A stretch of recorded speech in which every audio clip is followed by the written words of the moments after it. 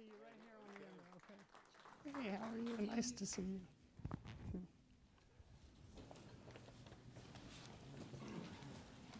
Well, good evening, everyone.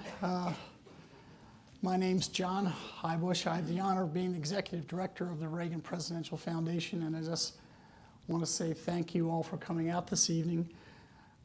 Before we get started, in honor of our men and women who defend our freedom and liberty around the world, if you'd please stand and join me for the Pledge of Allegiance. I pledge allegiance to the flag of the United States of America and to the republic for which it stands, one nation, under God, indivisible, with liberty and justice for all.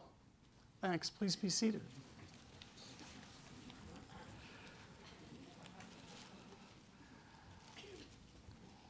You know, I have been blessed with the opportunity to lead the Reagan Presidential Foundation for about 6 years now.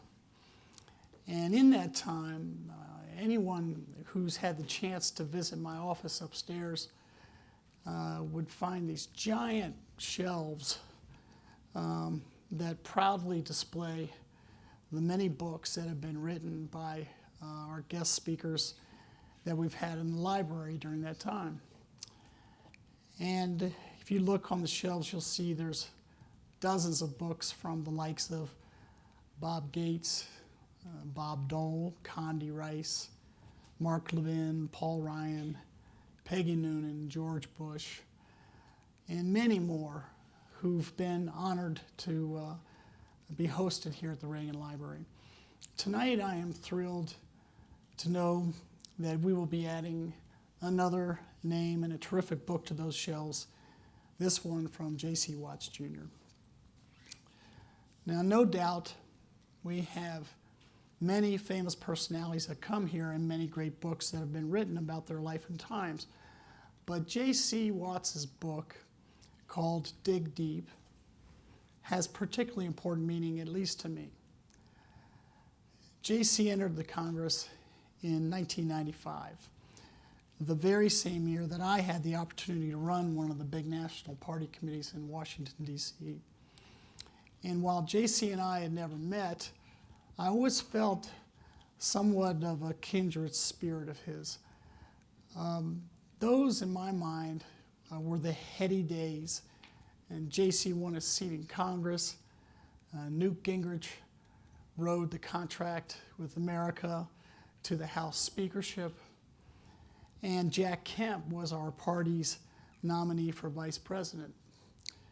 And while Bill Clinton still ran the White House, with solid conservative members like J.C. in the Congress, the promise for our party and the country as well, I thought, were strong. Now, J.C.'s book is not an autobiography per se,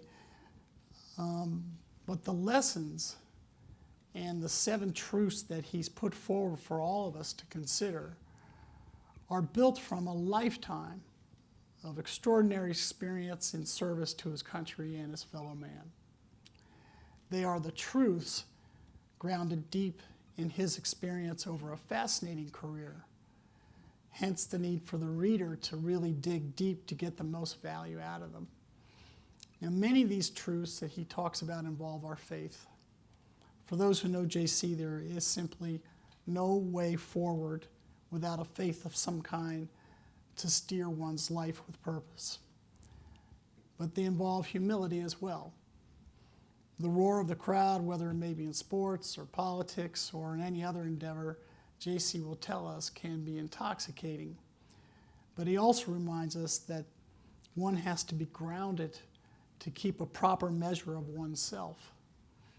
He reminds us that life's moments involve winning and losing, and understanding that one often learns a lot more from their losses than their wins. So I don't think any of the lessons learned by J.C. have come to him easy. He just makes them look that way. No doubt, while I know he can throw a perfect spiral on a football field, he has been challenged and tested in some very tough assignments throughout his career, whether it be the fight against AIDS in Africa, or for civil rights for all of us here at home. J.C. was just telling me about a new assignment he's taking on that I'll let him talk to you about at home, which sounds like a fascinating opportunity as well. He's always into something new. So ladies and gentlemen, if you would please join me in welcoming to the Reagan Library a remarkable man, the Honorable J.C. Watts, Jr.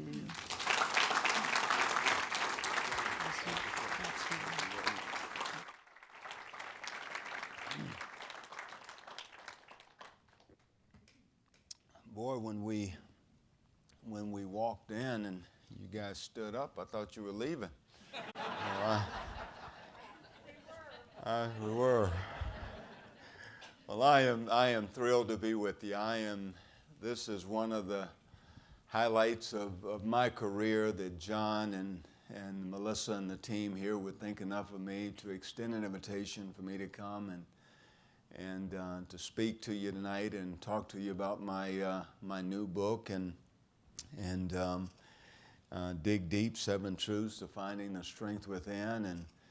And before I went to the green room, when I arrived, Melissa was kind enough to take me to out back behind the library and show me where President and First Lady Mrs. Reagan, where they are resting, their tombstones. And, that was a special moment for me. I did not know President Reagan. I was not even a Republican when President Reagan was the president, but there was always something about him that appealed to me, something that just I could hear him and look at him and see his optimism and know that there was a special sauce about this guy. And I think he probably appealed more to my athletic, competitive, never say die juices than he did my political juices and just the optimism. I've always said that I'm the kind of person that, I'm an optimist by nature. I'm the kind of person that I'd go after Moby Dick in a rowboat and take the tartar sauce with me. I mean, that's just kind of my nature. But I think that's the side of me that President Reagan appealed to. And regardless of what you thought, what one might think of the Reagans, there was an optimism and I think more importantly, there was a love affair that captured the imagination of men and women all over the world. And Mrs. Reagan was loyal and was a saint to stand behind her husband in politics. And my wife, I am not married to I am not married to a political wife. When I was football, I wasn't married to a football wife. I mean, she came to football games because her husband was a quarterback, not because she liked it. And she would support me politically because that's what I was doing. But so I know what it is to marry over your head and have a wife and kids that's better than I deserve. But that too is just a testimony of my life and how I've been blessed. I'm no longer a member of Congress, obviously, as John said, and I'm doing many things. And February 1st, I actually became president and CEO of Feed the Children in Oklahoma City, and for 35, 40 years, I've been in that anti-poverty, anti-hunger space, and I'm getting to use 45, 50 years of experience as a corporate board member, running my own companies, as a policymaker, having seen poverty up close and personal in my neighborhood. I get to bring all of that together under one roof at Feed the Children. And so I'm looking forward to my new assignment, and I'm delighted that I could share that with you tonight. Serving 8 years in Congress, when I left, I told my wife, I said, I'm grateful that God gave me the opportunity to serve 8 years in Congress. I've made friends on both sides, actually, Republicans and Democrats. I've seen the nation up close and personal. I can say that I have visited 47 out of 50 states, not all necessarily during my time in Congress, but most of them they were. And I said, I'm grateful for the time that I spent in Washington. I said, however, if God gave me only 8 years to live, I'd want to live them as a member of Congress because they've been the longest 8 years of my life. And when I was with I was actually in North Carolina Monday with a colleague that wanted me to come in and do an event for him and look at some things that I had always been a part of. So he wanted me to come in and go visit some of these operations, anti-poverty, reentry programs that I've been at the tip of the spear on for the last 25 years. He wanted me to see some of the things that he was doing in his district and to evaluate them. And I told him, I said, he asked me, did I miss Congress? And I said, can you see through that? That's about how much I miss you guys. But I am honored that I that I had the opportunity to serve. And I think the fact that I could serve, I think speaks to who we are as a nation. As I was standing out there at the headstone of President and Mrs. Reagan, I was telling Melissa that in America, in so many respects, we've kind of forgotten who we are. You know, if you don't know who you are or where you're going, you never know when you've arrived. And my wife, this is a true story, about last summer, my wife and I, we were driving from Oklahoma back to Virginia, where our domicile is today, and there's an ice cream place in Oklahoma called Brahms. And Brahms is so good, I'm a little surprised the Lord let us have it down here. I mean, it is that good. And so we were going through my hometown. We were about 13 miles from my hometown. And I said, you know, we're this close to home. We've got to go home.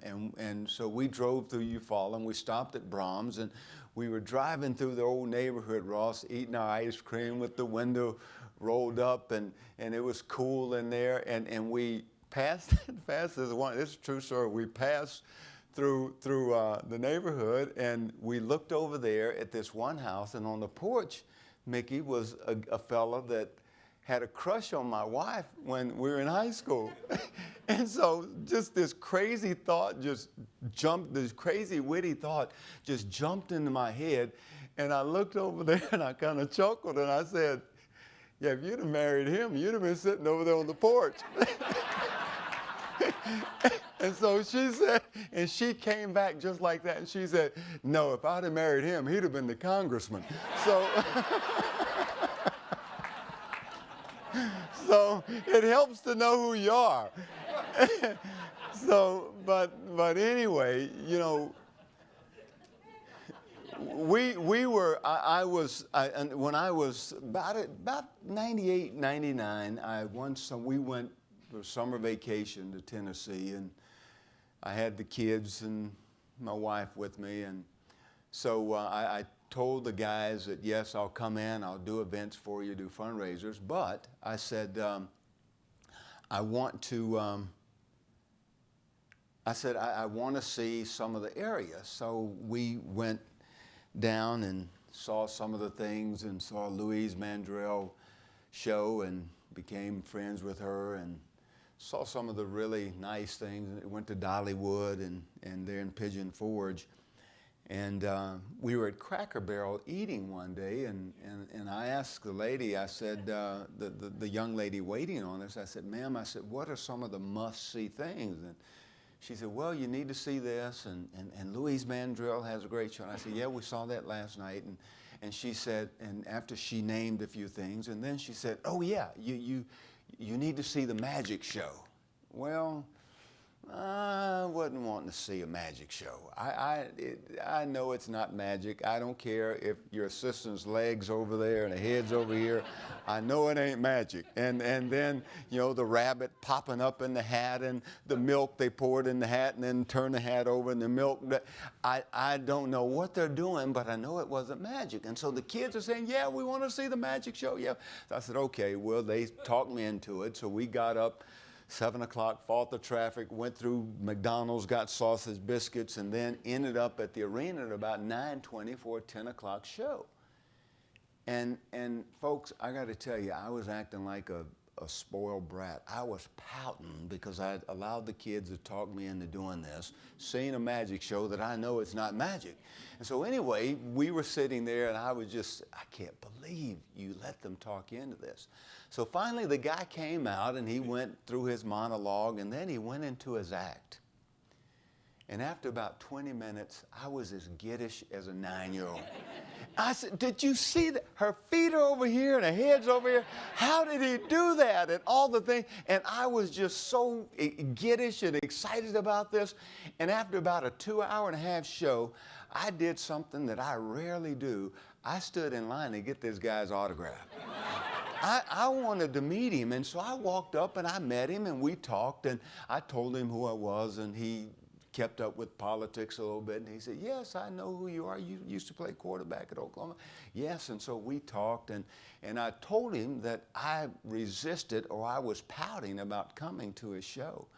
I said, because I know that magic isn't magic.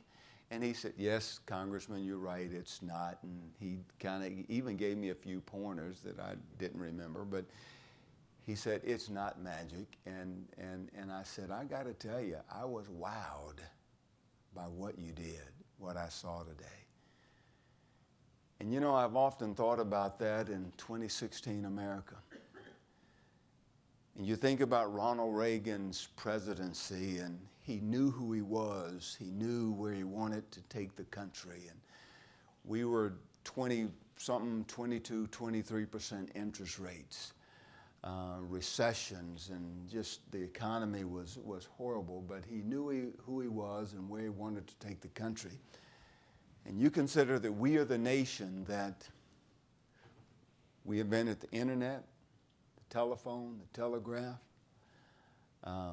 GPS. We write more books and copyrights in America than on an annual basis than all the other countries, and have Nobel Peace Prize winners more than all the other countries combined. We've gone from encyclopedias.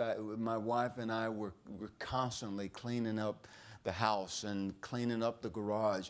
We just moved some perfect encyclopedias to the basement that we bought for the kids that they never used. People use Google today. We've gone from encyclopedias to Google. 1995, when I went to Congress, BlackBerry was a fruit.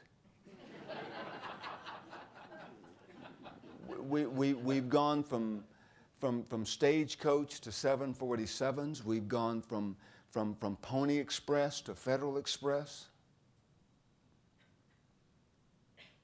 We are the nation that creates 82% of the pharmaceuticals in the country that help people around the world. We create 82% of them here in the United States of America. And in spite of all of that, we've lost our wow. We've lost our wow. Kid that grew up in Eufaula, Oklahoma, population 2,000, grew up on the east side of the railroad tracks, couldn't swim in the public swimming pool until he was in the 4th grade, had to sit in the balcony of the movie theater until he was about in 8th grade, and his friends quit the football team when they moved him to quarterback because they said, we don't feel right playing behind a black quarterback. That kid ended up serving in the United States House of Representatives. That's the wow of America. My book, Dig Deep, 7 Truths to Finding the Strength Within, it's not a political book. When I started writing the book, 8 months ago. It was not a political book, but I think it speaks to some of the politics of the day, or the demeanor of the day. They are, as John said, they are my experiences and the wisdom that I gain from those experiences. You know, if somebody's talking to you about, it's more about doing life better. And if somebody's talking to you about doing life better, you don't want theory. You don't want a recipe. You want someone that's actually, you don't want the recipe for the cake. You want someone that's actually cooked the cake. Wisdom comes from cooking the cake, not just having the recipe. The things that I talk to you about, they're my experiences, they are my circumstances. But the truths that I speak about are woven into the fabric of the earth. Don't care what your skin color, don't care what your gender, don't care what your economic background is, don't care what part of town you grew up in. Those principles, those truths are woven into the fabric of America. I talk about 7 principles, but 2 of them, one of them is dealing with adversity. When I was first elected to politics, I got to tell you, I was just somewhat naive in many respects, because I thought that, you know, we'd all get along and twiddle our thumbs and sing Kumbaya. And people since then have asked me, what's the difference in politics and football? I said, in football, the guys who wear the same colored jersey as you, they're on your team. In politics, the guys that wear the same colored jersey as you, they're not necessarily rooting for you. And you know you're getting hit, but you don't necessarily know where you're getting hit from. In football, I could read the blitz. There was about an 85-90% chance if you tried to blitz me, I could pick it up and I could complete it. It might only be for 3 yards or 4 yards, but you always wanted to keep yourself out of a negative situation as a quarterback, so I could get it off and read the blitz and keep us moving the ball forward. In politics, you often get hit, but it's often from people that wear the same colored jersey as you. When I got elected to state office in 1990, I was so proud of what we in Oklahoma had been able to accomplish. In Louisiana, they were rejecting David Duke. In Oklahoma, they were electing J.C. Watts to a statewide office. I was pretty proud of that. I think Oklahoma was proud of that.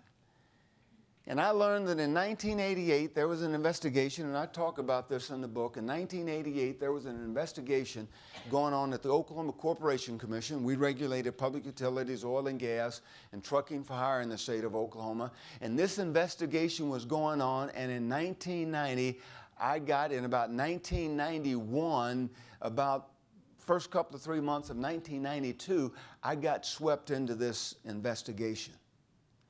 Now keep in mind, as I tell you this story, I was a youth pastor at a local church that I worked with about 80, 90, 7th through 12th graders on a weekly basis. But every week, about 2 or 3 times a week, my name showed up on the news and talking about the crisis at the commission. It was a brutal time for me, brutal time. Never any fun seeing your name in the newspapers and seeing your name on a certain channel every night. There's only one channel, one radio station, one TV station. They were the only 2 just hammering me every night, because I think it was a little more sexy that I was J.C. Watts, the former quarterback at the University of Oklahoma. And they hammered me 2 or 3 times a week. And I'll never forget, one day I looked in the camera and I said to the person during the interview, I said, I don't know what's going on with this investigation. I will fully cooperate. And from a perspective of faith, I said, I will wait the results in peace. Well, needless to say, I got elected to Congress. I got reelected to Congress. I got reelected to Congress. I got reelected to Congress. They use that against me every time something about that commission investigation came up. My margin of victory kept growing.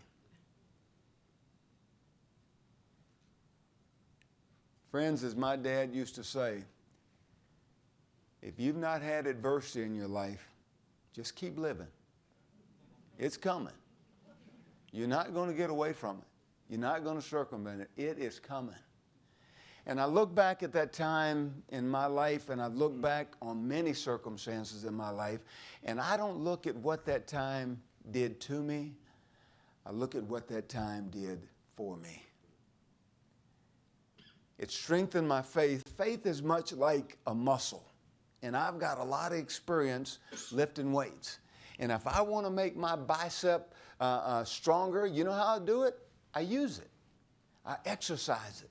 And the more I exercise my muscle, my biceps, the stronger it gets. If you want to make your calf muscle stronger, use them. Exercise them. Faith is no different. The more you exercise it, the stronger it gets. There's a verse in Scripture that says God gives to each of us the measure of faith. He doesn't give Billy Graham or Mother Teresa any more faith than he gives any one of us in this room. The only difference is Billy Graham and Mother Teresa just uses her faith a whole lot more, exercises it a whole lot more. Another principle, another truth I learned is this, and I tell you, the same guy that dragged me over the coals concerning this investigation. I got elected to Congress in 1994, sworn in 1995. My Democrat colleague, the Republican was the one causing the troubles for me. My Democrat colleague was retiring from the commission. He invited me back to his going away reception. So I went back, and I was kind of excited to go back and see some old friends and, you know, some old Sooner fans and some Sooner buddies that worked there. I was pretty excited to go back and see them. But I knew I was going to come face to face with this guy. And in my spirit, I felt like I needed to go and apologize to him. And friends, let me tell you, I am as flawed as anybody in this room. You are looking at the most perfect and perfect person you will ever meet. So you know what I did? The Lord was putting in my spirit to go and apologize to this guy. I'm reading from Genesis to Revelation, trying to find a loophole, saying, I know you don't want me to go apologize to this guy. I did nothing to him. He dragged me over the coals. He beat me up. He was trying to ruin my career. I was wrestling with myself. And you know what I discovered? I did go apologize to him. Didn't stop his shenanigans, but nevertheless, I did what I felt like I was supposed to do. And I learned through that experience, we think that forgiveness makes the other person right. Forgiveness makes us free. Makes us free. You know, in order to do life better, I mean, let me tell you, we've got to unlearn. Talk about that in the book. Unlearning is hard. You know, old traditions tie us, culture tie us to things that they're not necessarily right. We just do them because we've been doing it like that for the last 40 years. We've been doing it like that for the last 50 years. You know, in our diets, in our wellness. You know, the doctor says, don't eat this, don't drink this, don't eat that. Don't do that. Bad for your health. We want God to be Lord over our health. We just don't want Him to have anything to do with our diet. So what have my diet? I love beans. I love any kind of beans you want to cook. Red beans, black beans, white beans, green beans, you name it, I like them. And my wife about 10 years ago started cooking beans, and in my culture, I want beans. I want fat back in them, or salt pork, I want ham hocks, I want bacon. I want something in those beans that I thought seasoned them. So my wife all of a sudden started cooking beans, and she put spices in them, chili powder and garlic powder. And I said, those are going to be communist beans.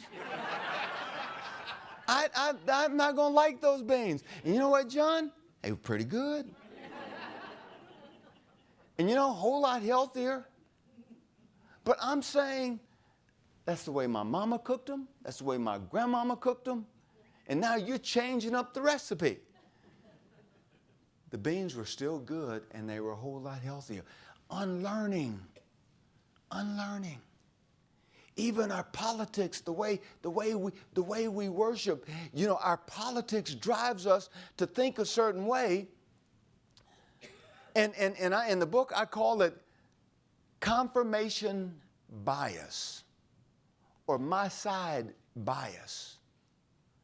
You know, I was talking to a guy, a friend of mine, we were on CNN, and we'd go on CNN and we'd do battle with each other. And then we left the studio one night, we left the set, and he said to me, and I guarantee you'd know him if I mentioned his name.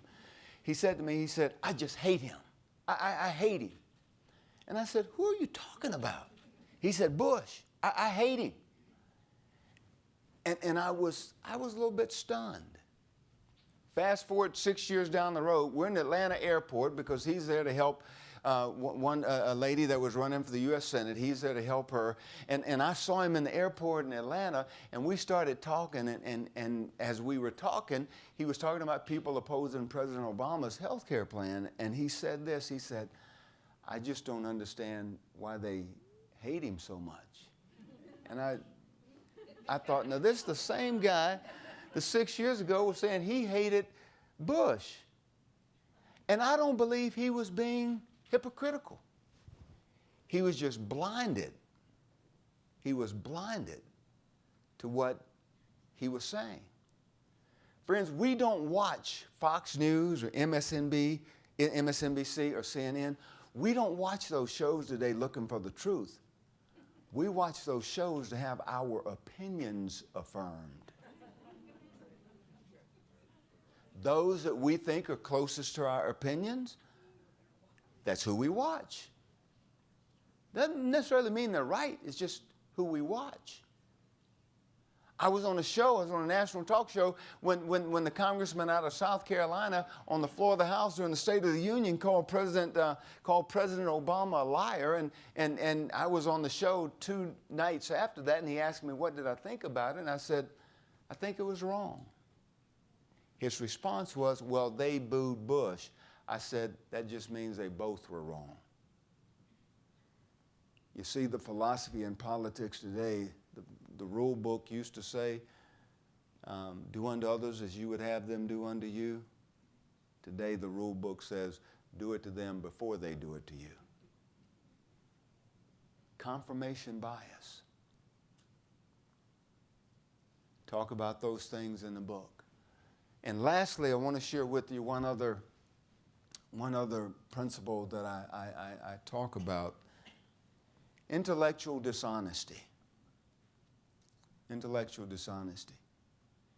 Intellectual dishonesty says that if there is a deception that we know is a deception, but we don't call it a deception, we state it as a truth or we support it as a truth, that's intellectually dishonest. I don't know, in the book I talk about my experiences, and again, I just talk about them in the book just to give some perspective. My father was a police officer.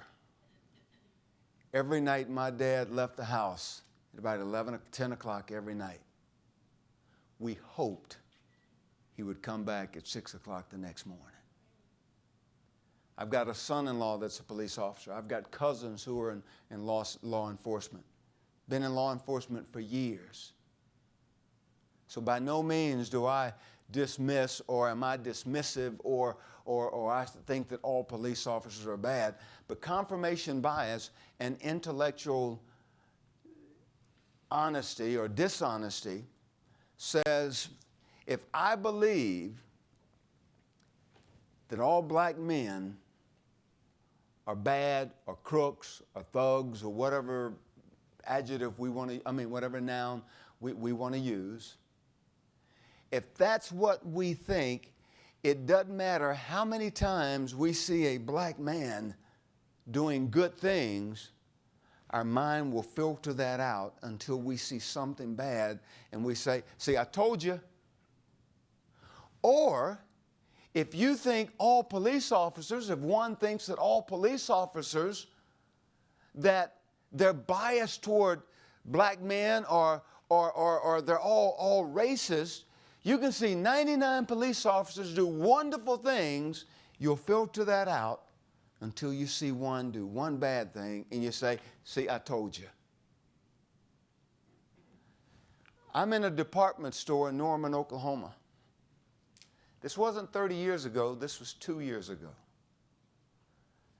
I'm in this department store and I'm shopping for a shirt, looking at shirts, and a security guard with a gun comes in my eyesight. So I kind of noticed him, didn't pay a lot of attention to him, but when people come in my space, especially if you've got a gun, I'm going to notice that. And so I went to another area, he followed me there. So now I'm curious. So I went to another area to make sure, to establish that he was following me.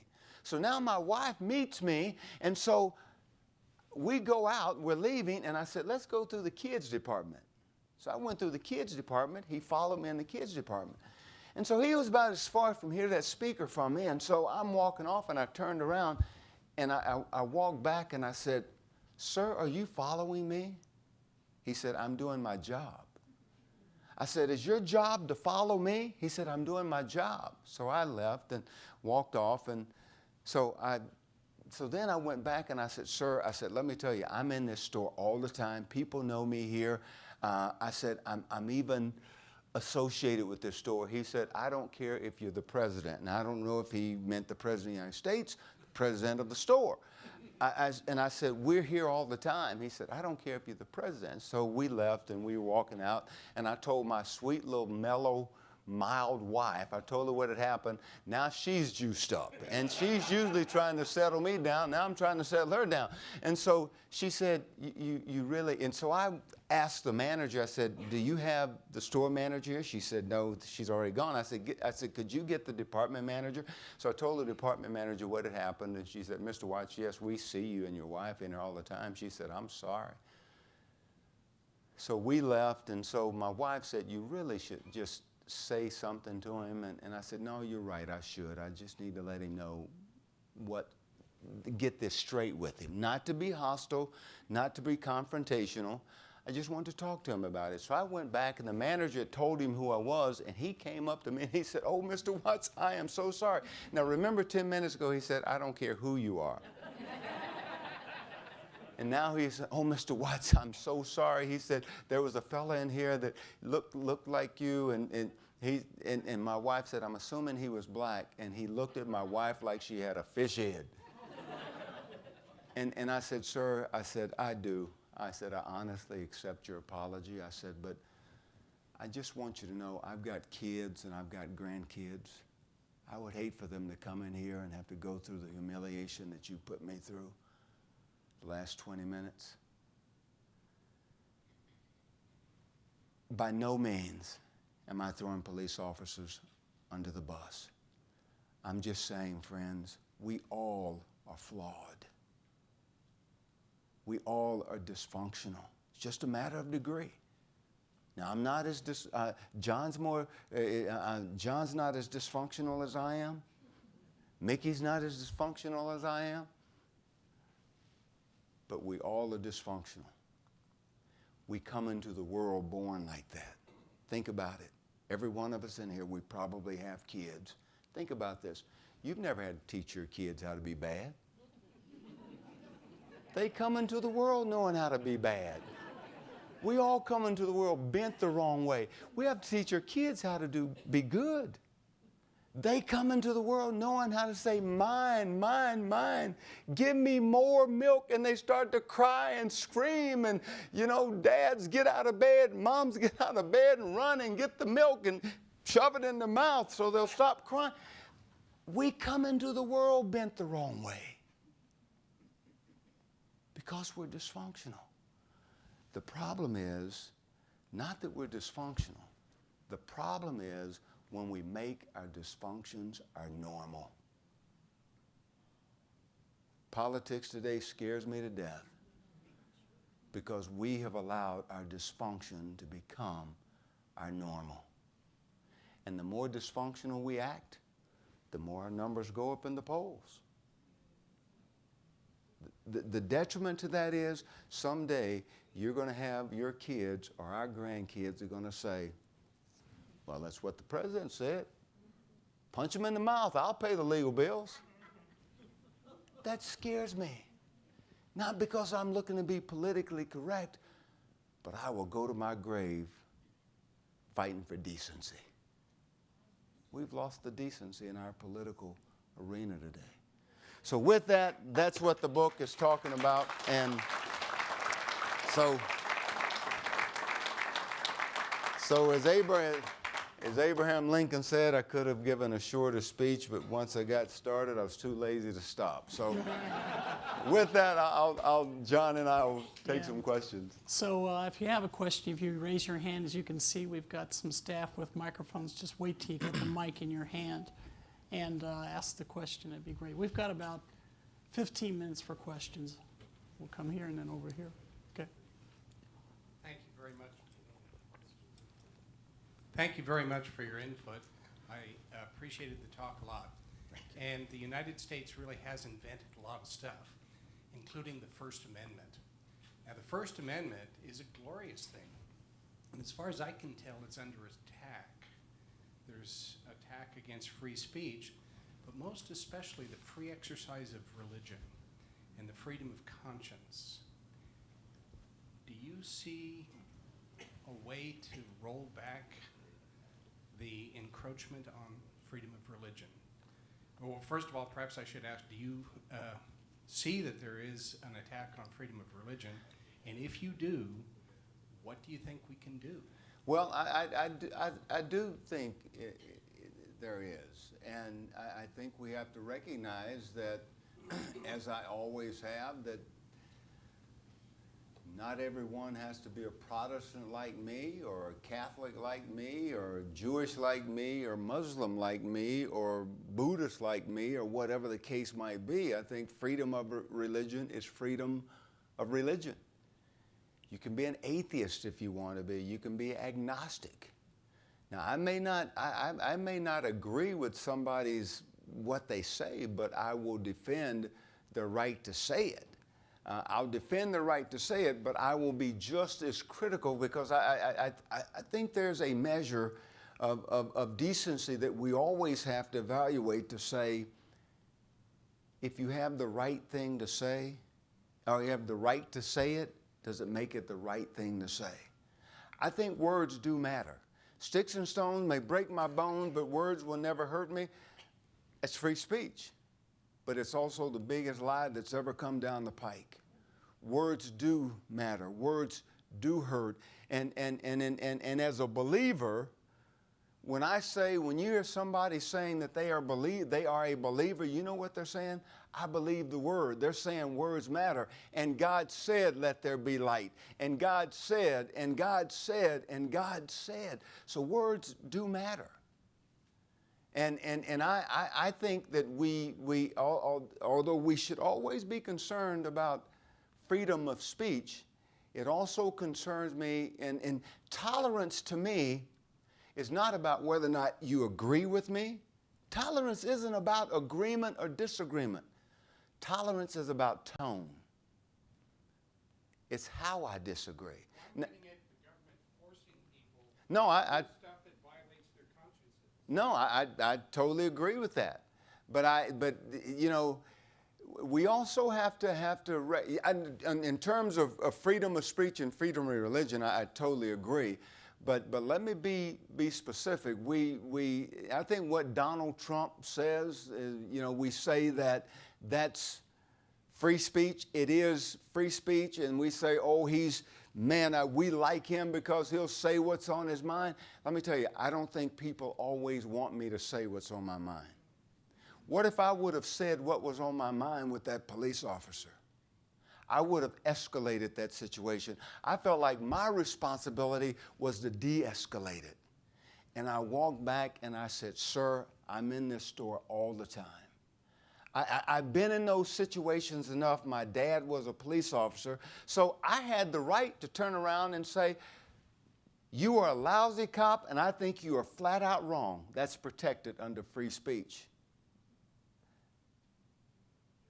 I had the right to say it, but was it the right thing to say in that situation? So that's what I'm saying. I think, somebody without a filter and no governance and will say anything, that's protected under the First Amendment. Thank you, Congressman, for the words. You brought out the fact that when you played quarterback, staying out of negative situations. That really resonated with me. As a kid, I received a piggy bank, and I received a fireman's hat in 6 years old in first grade. And the heart of my question has to do with savings. And America is $19 trillion in debt. And you talked about the intellectual dishonesty, which I think is right on. I look forward to reading your book. By 4. Yeah, absolutely. You got me on that one. The heart of my question has to do with what you do now and how do we inspire Americans to really honestly understand that debt is enslaving this nation, because at some point, whoever holds that debt, just like a mortgage, if it's not paid, can foreclose and we will lose this country. Yeah. And that really scares me. Well, debt is a problem, and I submit to you, and if I was a betting person, which I'm not, I would bet you $100 to a donut, meaning if I win, you give me a donut. If you win, I'll give you $100. That we're closer to $70 trillion in debt than we are 19 trillion. 19 trillion is just what CBO says, but they don't talk about what we owe Social Security. They don't talk about what we owe the trust fund and transportation. They don't talk about Medicare Part B, what we owe there. They don't talk about any of those things. They just talk about, they look at the ledger that says we took in 6 trillion, we spent 6 trillion and $1 billion, so let's go borrow $1 billion. That's what they put on the balance sheet. They don't put all the debt that no one ever talks about, and I really think we're closer to 70 trillion. I would guarantee you that we're closer to 70 trillion than we are 19 trillion. But you're right, it's no different, and there's no difference in how you run your household or how you run the government. You're going to have to pay the piper at some point in time, and it's going to be extremely painful. We pay over $1 billion per day in interest alone on our national debt. And one final thought on that. In your household budget, if you are spending out more than you take in, you say, you know what? Can't stay at the Embassy Suites on the vacation. We got to stay at Motel 6. Or you say, can't go to Chili's tonight. We eat at Chili's about 3 times a week. It's probably going to be about once a month now. People do tighten their belt. And because the only way you can deal with your debt in your household is to cut back on expenses. The only way you do it in your business is to cut back on expenses. Now consider 2 things. I think the Chamber of Commerce, I think they're intellectually dishonest. Let me tell you why. They will beat up any member of Congress, Republican or Democrat, that doesn't vote to raise the debt ceiling. But yet there's not one member company in the Chamber of Commerce that would run their business the way they encourage and hammer members of Congress to run the federal government. We take $6 trillion a year in revenue. We've got $19 trillion in debt. That's 3-to-1 debt to revenue. There's no banker in the country, if you said, I've got $1 million in revenue, would you loan me $3 million? They wouldn't do it in your business. They wouldn't do it in your private life. But Chamber of Commerce encourages members of Congress to do it. And secondly, remember this. If you don't remember anything else that I say to you tonight, understand this principle. There's no such thing as government money. The only way the government can get money is to tax your personal income, tax your corporate income, or put a government fee on something that you use. Or there's a 4th way to do it. You can vote to borrow it. But even if you vote to borrow it, you pay it back by taxing somebody's personal income, taxing the corporate income, or putting a government fee on something that we use. It's not the government's money. The only way government can get money is to take it from its citizens, take it from us.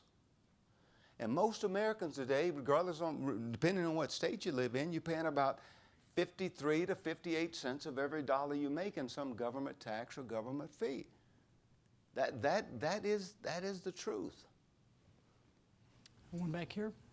And Good evening. You spoke about political dishonesty and the lack of decency in politics. Would you see Donald Trump's popularity as a type of backlash to the lack of intellectual honesty in Washington the last 8 years and a lack of recognition of what is normal as opposed to the new normal the last 8 years? I totally buy into the fact that Donald Trump's his support is because of I think what's happened not just the last 8 years, I think the last probably 16, 20 years.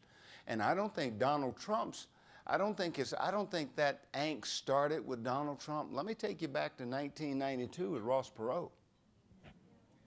Ross Perot got about, the story after the 92 elections was Ross Perot beat George Herbert Walker Bush because Perot got, what, John, 14% of the vote?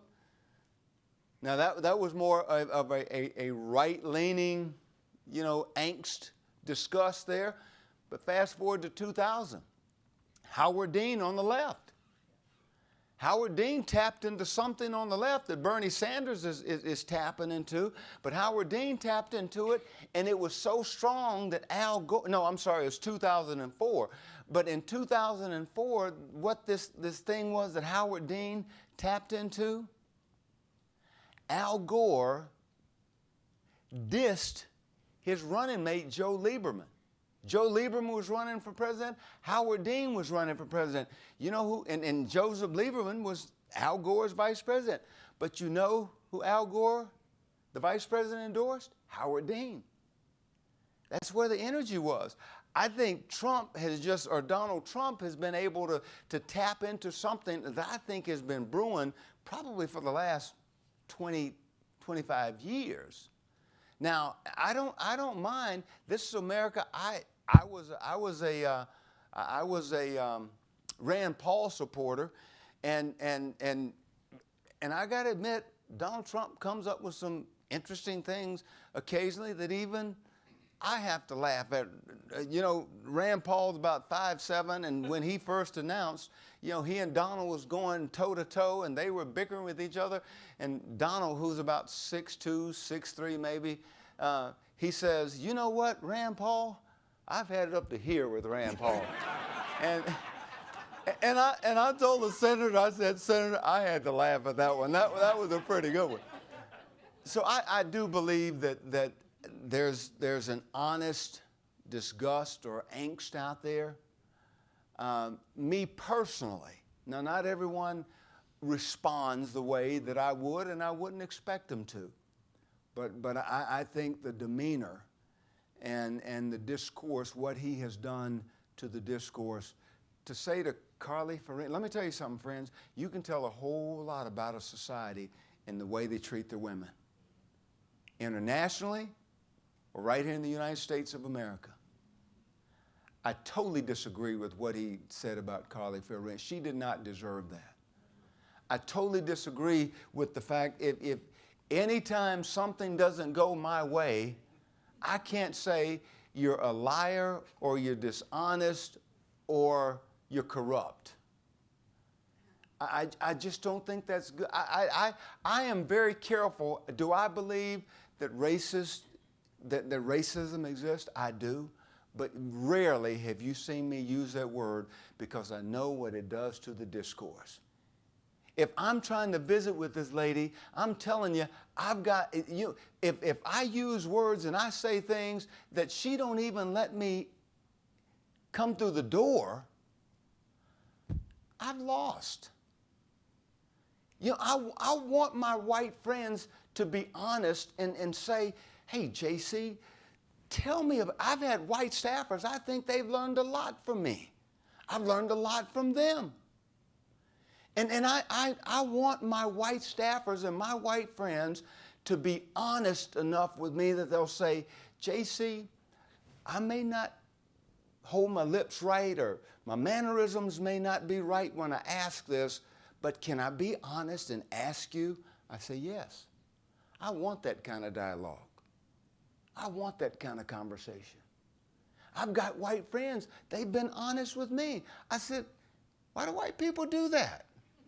Why do they act like that? Culturally, let me give you some cultural differences. At your Thanksgiving dinner, you probably eat you probably eat pumpkin pie for dessert. My Thanksgiving dinner, I eat sweet potato pie.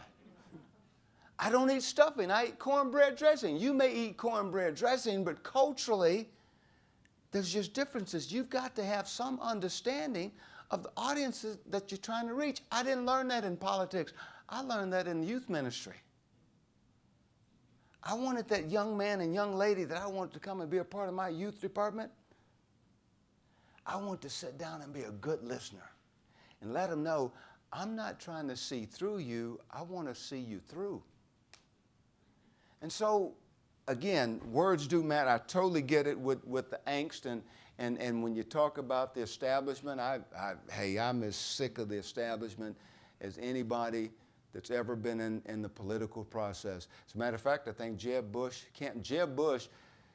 in my opinion, I think was the most qualified person to be president. But I think what happened is, I think his campaign was stuck in the 80s, and I think he built an establishment operation around him that campaigning was just a little bit different than when he was governor of the state of Florida. And I think politics probably passed him by in terms of campaigns and the angst. I think he paid a dear price for being what was perceived the establishment candidate. I hate to do this because we're just out of time. We could take questions all night. It's after 7, but J.C., on behalf of everyone here and our trustees at the foundation, we just want to say thanks for coming and visiting. We're just honored to have you here, and we're just so happy that you came. Well, thank you. Thank you very much.